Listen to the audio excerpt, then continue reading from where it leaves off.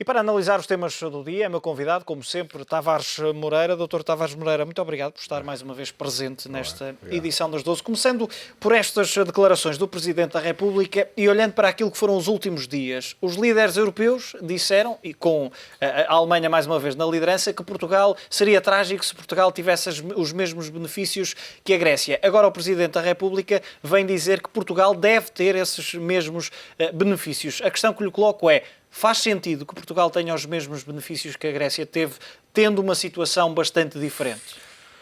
Olha, eu por acaso, já comentei esse assunto aqui na semana passada e a minha opinião é a mesma. Eu não tenho... Não me parece lógico que ao mesmo tempo se diga que Portugal está numa situação completamente diferente da Grécia. O Presidente da República, acho que até o Deus nos livre de estar na situação da Grécia. E ao mesmo tempo que dizemos isso, pretendemos ter as mesmas condições que a Grécia tem. Quer dizer, eu não acho isto lógico, Acho lógico que se pretenda ter melhores condições, se possível. Que se pretende negociar com a União Europeia, com os nossos credores, se possível, sobre taxas de juros, porventura mais favoráveis. Já conseguimos uma redução este ano, atenção que já houve uma redução da taxa de juros. Mas conseguimos melhores condições ainda, sobretudo de juros e eventualmente de reembolso, embora reembolsos muito longos depois também são às vezes um incentivo a não fazer nada. Podem adiar o problema. Podem ser um incentivo a adiar a resolução dos problemas e, portanto, nesse aspecto é uma arma de dois gumes. Mas juros mais baixos, certamente, que nos traria vantagem até para a conta do próprio orçamento, para o saldo orçamental, não é? E para o esforço que temos que fazer para reembolsar para cumprir o serviço dessa dívida. Agora, isso não significa seguir o caminho da Grécia. Eu acho que é um equívoco, não percebo muito bem esta declaração do próprio Presidente da República. Uma falha de comunicação. Normalmente tem senso naquilo que diz, mas nesta coisa, neste caso, eu realmente não consigo perceber muito bem, porque nós não podemos, de facto, separar as duas coisas. É como se houvesse uma empresa, repara, no fundo vamos comparar. Há uma empresa que tem uma relação normal com um banco, está a cumprir normalmente, enfim, tem o seu negócio bem orientado, recebe bem dos clientes, paga bem aos fornecedores, paga bem aos bancos os empréstimos que lá tem, e depois repara que o banco, entretanto, fez um acordo com uma outra empresa que estava em extremas dificuldades e concedeu-lhes certas facilidades de pagamento. Quer dizer, essa empresa que está em situação normal, não é lógico que vá junto do banco dizer eu também queria as mesmas condições daquele que está à beira da falência, tal, porque isto não tem lógica, quer dizer, isto não é normal isto acontecer, não é? É bom uma empresa ter uma boa situação e estar a pagar bem, assim como, neste caso não é bom nós estarmos na situação em que estamos, mas se estivéssemos na situação da Grécia era muito pior e, portanto, pretender ter as condições de quem está muito pior, estando numa situação que à partida se recusa a admitir que é igual ao outro, é qualquer coisa que para mim não bate certo. Quer dizer, há aqui qualquer coisa que realmente não bate certo. Como eu disse, não nos fica mal tentar obter melhores condições, mas nunca usando o argumento da Grécia. Queremos estar como a Grécia, ou queremos as mesmas condições que a Grécia. Para vocês, para terem as mesmas condições da Grécia, então candidatem-se à situação em que a Grécia está, ou seja, agravem a vossa situação. Estamos quase a pedir esta resposta, não é? Novos benefícios poderiam levantar receios nos mercados, por exemplo. Novos benefícios, estes em concreto, mais tempo... Não vejo, quer dizer, eu acho que esta é uma discussão um bocado surrealista. Os mercados não prestam atenção a coisas que não têm sentido. Repara, os mercados a coisas que têm pouco nexo nem prestam grande atenção, porque nem vale a pena prestar grande atenção. Eu acho que isto é uma discussão um bocado estéril, um bocado doméstica, paroquial, um bocadinho quase infantil, diria quase infantil, essa discussão de pedirmos as mesmas condições de quem está em muito pior situação. Não tem lógica, de facto. Para a Irlanda, a Irlanda não perde tempo a discutir essas coisas, não é? Um país que tem outra visão destes assuntos, está a cumprir o seu programa, não anda a pedir mais favores ou mais facilidades, e por isso está na situação em que está muito melhor que nós, está à beira de voltar aos mercados e, portanto, está numa situação muito mais favorável. Não é? Portanto, há aqui uma certa tendência para discutir, há uma tendência um bocado lusitana para discutir assuntos estéreis e, portanto, acho que estamos claramente nesse capítulo aqui a discutir a hipótese da Grécia e termos as mesmas condições que a Grécia. Se Portugal, autonomamente, conseguisse ter melhores condições, nomeadamente ou eventualmente uma descida nos juros, poderia levar o Governo a aliviar um pouco esta austeridade ou seria um erro nesta altura? Repara, se nós tivéssemos possibilidade de reduzir, por exemplo, os encargos de juros da dívida, não era preciso, teoricamente, estamos a falar teoricamente, não é? Na prática temos que ver como é, não é? Podíamos ter um agravamento fiscal menos acentuado, mas depende também da extensão do benefício. Repare, por exemplo, 1% nos juros da dívida, 1% a menos dá uma poupança de... Enfim, o empréstimo não está totalmente usado, há 600 milhões de euros ou coisa parecida à volta disso, portanto, também não é uma coisa grandiosa, não é? É um benefício, sem dúvida. Podíamos, em vez do agravamento do IRS ser 3,5, podia ser 3 ou 2,5, talvez, não é? Portanto, estamos a discutir coisas desta ordem de grandeza, não é? Portanto, é sempre um benefício e poderia aliviar um pouco a situação, mas não é, evidentemente, o remédio para tudo o que estamos a passar, não é? O Presidente da República reuniu-se, ou esteve reunido durante 3 dias com vários banqueiros nacionais. É uma situação normal, habitual, o Presidente da República reunir-se com os banqueiros, ou há razões que para já sejam desconhecidas que o Presidente da República tenha algum tipo de preocupação em relação à banca, à situação da banca? Eu não sei, obviamente eu não fiz parte desse grupo de convidados para conversar com o Presidente, não sei qual é o tema, não sei qual foi o assunto, não sei quais foram as razões que levaram o Presidente a convocar essas reuniões, não me parecem também nada extraordinário, embora suspeite, que obviamente não é mais que uma suspeita, de que por trás disso podem estar estas preocupações que têm sido um pouco frequentemente expressas, nomeadamente por membros do Governo e por outras pessoas, quanto à dificuldade das empresas, enfim, por representantes até de associações empresariais, quanto à dificuldade das empresas obterem crédito junto da banca e o que é que está por trás disso, no fundo, quais são essas dificuldades de financiamento, que muito, como sabe, não está no topo, mas está nas maiores preocupações da generalidade das empresas, a dificuldade em obter financiamento bancário, nomeadamente, obviamente. Não é as grandes empresas que essas não têm qualquer dificuldade, são mais aquelas pequenas e médias empresas. Não é? Isso está a dificultar. O próprio Banco de Portugal reconhece, o Banco de Portugal reconhece isso nos seus relatórios mais recentes. De facto, existe uma dificuldade de acesso ao crédito e que isso pode estar a ser, de facto, um travão significativo à atividade económica. A minha análise dessa situação, que é real, é que as dificuldades dos bancos, digamos, as dificuldades em obter financiamento bancário, têm a ver com o enorme agravamento do risco de crédito que nesta altura se verifica entre nós. De facto, houve uma deterioração muito grande do risco de crédito, nomeadamente no setor das pequenas e médias empresas, da percepção que os bancos têm desse risco. E por isso hoje os bancos têm que ser muito seletivos na concessão do crédito. São mais exigentes. Passaram do 80 para o 8. Em meia dúzia de anos passaram do 80, ou em menos, passaram do 80 para o 8. Hoje tem que ser mais exigentes. E tem que ser exigentes por defesa própria, porque hoje em dia é frequente acontecer, eu próprio que estou no setor e, portanto, testemunho isso, acompanho isso no dia-a-dia, verifico que é frequente acontecer uma empresa, já aqui citei, uma empresa qualquer, no setor industrial, no setor comercial, etc., que está muito bem, aparentemente está muito bem, está a laborar em condições normais, está a vender bem, os indicadores de atividade não são maus, mas de repente há 2 ou 3 clientes que deixam de pagar e a empresa fica completamente desequilibrada e completamente impossibilitada de cumprir normalmente os seus compromissos. Isto tem acontecido com uma frequência assustadora. E, portanto, é normal, de facto, que os bancos se acautelem numa situação dessas, porque o crédito mal parado, como sabe, já é muito grande. O próprio Banco de Portugal tem vindo a intensificar a vigilância em relação ao crédito vencido e à forma como esse crédito vencido deve ser reconhecido nas contas dos bancos, com muito mais autenticidade. E, portanto, os bancos, obviamente, num contexto destes, têm que... Não é por falta de liquidez. Os bancos hoje têm, curiosamente, os bancos hoje têm liquidez. E, portanto, não é preciso criar, a esse respeito, não é preciso criar novos bancos para apoiar a economia. O problema que existe é que há, de facto, uma percepção hoje do risco de crédito que é completamente diferente do que era há pouco tempo, há poucos anos, e, portanto, por via disso, os bancos têm dificuldade, de facto, em conceder crédito a empresas que não oferecem mínimas garantias de virem a reembolsar e, pelo contrário, oferecem risco muito grande de não virem a pagar. E, portanto, não é de esperar que a banca... os bancos têm liquidez e querem emprestar. Os bancos querem emprestar. Só que não o podem fazer de qualquer maneira e fechando os olhos à análise do risco. Não é de esperar, e era a questão que lhe colocaria agora, não é de esperar que a banca ceda nesses requisitos, nesses níveis de exigência, para facilitar o financiamento. Não pode fazê-lo, porque senão está-se a comprometer o seu próprio futuro, não é? Repare que os bancos têm tido prejuízos significativos, as pessoas não se podem esquecer disto.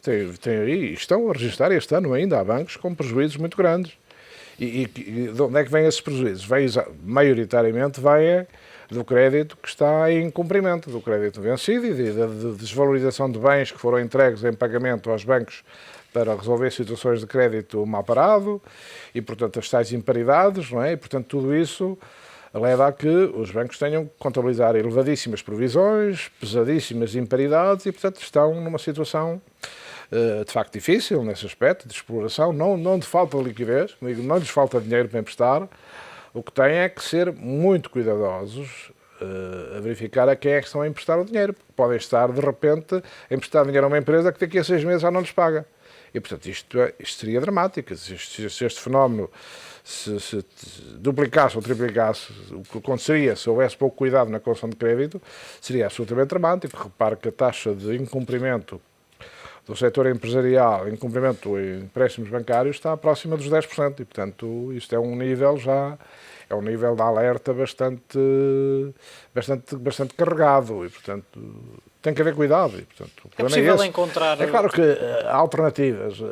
Portugal nunca teve tradição, houve pessoas que se bateram, eu fui uma delas, que se bateram aqui há bastantes anos pelo desenvolvimento do mercado de capitais em Portugal, que fosse uma boa alternativa ao crédito bancário, mas isso em Portugal, essa ideia nunca pegou verdadeiramente. Repare, quem tem hoje acesso ao mercado de capitais são as grandes empresas que estão a emitir dívida, essas estão à vontade, as EDPs, as PTs, as Galps, toda essa gente e outras, a Sonai, etc., são empresas que emitem dívida no mercado sem dificuldades, portanto oferecem taxas bastante interessantes de remuneração nas obrigações que emitem, portanto, esses conseguem financiamento no mercado de capitais sem dificuldade. Agora, a partir de um certo nível de dimensão das empresas, o acesso ao mercado de capitais já é muito difícil e, portanto, não há verdadeiramente, enquanto que nos Estados Unidos isso não é assim. As empresas têm uma grande facilidade de acesso ao mercado de capitais. Há uma tradição, em Portugal nunca se conseguiu, o domínio bancário sobre o financiamento da atividade económica é quase absoluto e, portanto, nunca foi possível realmente instituir um mercado de capitais que fosse uma alternativa razoável do financiamento bancário. E, portanto, as empresas dependem muito, naquilo que não tem autofinanciamento, dependem muito do financiamento dos bancos, e a verdade é que neste momento esse financiamento é difícil, pelas circunstâncias que eu mencionei. Não é? Conhecendo-se a realidade das PME, que não têm, como disse, alternativas ao financiamento, muitas delas, como sabemos, nesta altura estão em extrema dificuldade para continuarem a elaborar. É possível encontrar aqui um meio termo entre essas empresas e a banca para que haja aqui alguma concessão de crédito, algum financiamento? Estão a ser divulgados alguns instrumentos, nomeadamente empréstimos grupados de obrigações e tal. Isso pode funcionar, mas em escala muito pequena, não é? Não é a solução, vai ser difícil ultrapassar, é preciso criar um novo clima. Só com a recuperação económica é que isto se alterará, não é?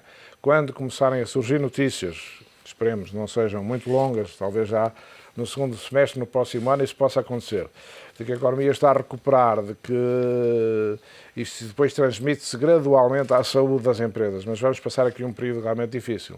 Haverá algumas medidas alternativas que o Governo, inclusive, está a promover, mas eu não acredito que por aí venham grandes soluções ou soluções para a generalidade das empresas. Podem algumas aproveitar disso, mas nunca serão uma amostra muito significativa. Quando se fala, e tem-se ouvido falar muito nesta expressão, o papel da banca na ajuda à recuperação da economia nacional, a verdade é que, e olhando para todas estas questões que aqui estamos a analisar, a banca nesta altura parece não ter grandes alternativas, porque, como disse, não vai começar a conceder crédito sem perceber como é que o outro lado está. Pois é, portanto, não há grande papel na ajuda à recuperação económica. quando aparecem estas notícias, agora vamos criar um banco de fomento ou uma coisa parecida, eu pergunto, mas quem é que esse banco vai emprestar dinheiro que os outros bancos não podem emprestar? Se os bancos têm liquidez disponível para emprestar e não emprestam, será que esse banco tem por missão emprestar a quem não pode pagar? Não é uma coisa sensata, nem admissível, não é? Portanto, neste momento não vejo que haja vida, cria novos bancos, não creio que esses bancos vão resolver grande coisa. Tem que ser a própria economia a evoluir num sentido mais favorável e a partir daí sim, nessa altura, ou então vamos transferir riscos para o orçamento do Estado. Não é? Vamos comprometer futuros orçamentos do Estado. Se vamos envolver o Estado em riscos de crédito, que algumas pessoas têm essa ideia também. Mas o Estado devia prestar garantias, o Estado não sei o quê. Isso significa preparar o terreno para daqui a 2 ou 3 anos o Estado começar a acumular também perdas e depois vai ter que as inscrever no orçamento. E, portanto, vamos ter também por essa via problemas. Isto não tem muitas saídas. As pessoas podem tentar encontrar, mas realmente na atual conjuntura de dificuldade económica, em que as empresas, de facto, têm, sobretudo esse setor de empresas pequenas e médias, tem uma vida muito instável. Evidentemente, há aquelas empresas que são fortemente exportadoras, essas conseguem apoios, mesmo médias empresas que sejam fortemente exportadoras conseguem apoios sem grande dificuldade, mas depois há aquelas, a partir de um certo nível de dimensão, as coisas tornam-se complicadas, porque realmente os riscos são muito grandes e os bancos têm que pensar nesses riscos, não podem fechar os olhos. Olhando além fronteiras, a zona euro entrou em recessão técnica no terceiro trimestre do ano, de resto, sem surpresas, as previsões já apontavam para isso mesmo. No meio de todas estas divergências entre líderes europeus, como é que se vai ultrapassar esta situação a curto e a médio prazo? Olha, a zona euro entrou, como diz, era esperado já, as próprias previsões para a zona euro para este ano, as mais recentes, nomeadamente as que o Banco de Portugal divulgou há 2 semanas, apontam para uma queda do produto de cerca de 0,5%, à volta de 0,4% concretamente. Portanto, deve ser para aí que as coisas estão a seguir, falta o último trimestre do ano, que também deve ser negativo em relação ao último trimestre de 2011. E, portanto, devemos ter uma média de 0,4, 0,5 pontos negativos de evolução da atividade económica. Mas olhando para as componentes dessa atividade, verificamos que aquilo que está, o aspecto mais fraco no desempenho destas economias são as exportações. Para os parceiros europeus, principalmente. Curiosamente, o consumo interno até recuperou alguma coisa. Em termos de evolução trimestral, o consumo interno até teve alguma evolução, era negativo e passou a 0, portanto teve uma evolução, digamos, positiva.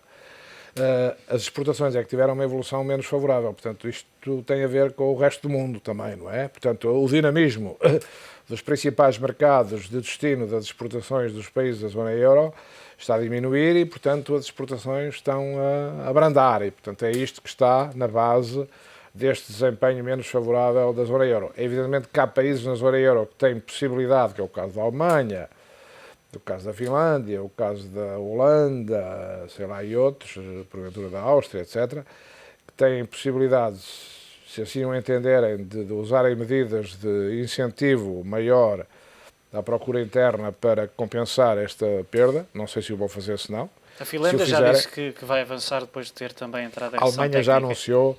Eu vi, relativamente à Alemanha, vi anunciar um aumento de pensões para os próximos 3 anos, que é relativamente generoso, 11, tal % de aumento das pensões, e vi também que projetavam reduzir alguns impostos sobre o rendimento. E, portanto, pode ser que essas medidas tenham alguma eficácia em 2013, pode ser, admito que os outros países estejam, não sei, não tenho informação, estejam a pensar algo semelhante. Se assim for, pode-se esperar-se alguma reanimação da atividade no próximo ano, mas nunca será uma coisa muito significativa. Digamos, no próximo ano poderemos ter um crescimento 0 ou um crescimento entre 0 e 1, não sei, à volta disso, para a zona euro. Portanto, estamos, de facto, numa fase da economia mundial, de alguma desaceleração que se transmite à zona euro e, como sabe, há na zona euro países em grandes dificuldades, como o caso de Portugal. É o caso português, da Grécia, da Espanha e tal, e portanto esse conjunto de países está a pesar bastante neste desempenho menos favorável da zona. E esses países não têm qualquer possibilidade, não têm qualquer margem de manobra. enquanto que os países do Norte da Europa têm alguma margem de manobra para compensarem através da procura interna este desempenho menos bom das exportações, no nosso caso não temos margem nenhuma, não temos maneira de financiar isso. E, portanto, se esses países do Norte da Europa, como no caso da Alemanha, parece que algumas medidas estão em curso e vão entrar em vigor em 2013, isso poderá ajudar um bocadinho, como digo, a que esta evolução negativa de 2012 possa pelo menos ser superada, nem que seja só com crescimento zero ou pouco mais que isso, em 2013. Aguardemos. Dr. Tavares Moreira, muito obrigado por mais esta análise na edição das 12 de hoje. Está feito o balanço do dia. A seguir voltamos a olhar para a atualidade.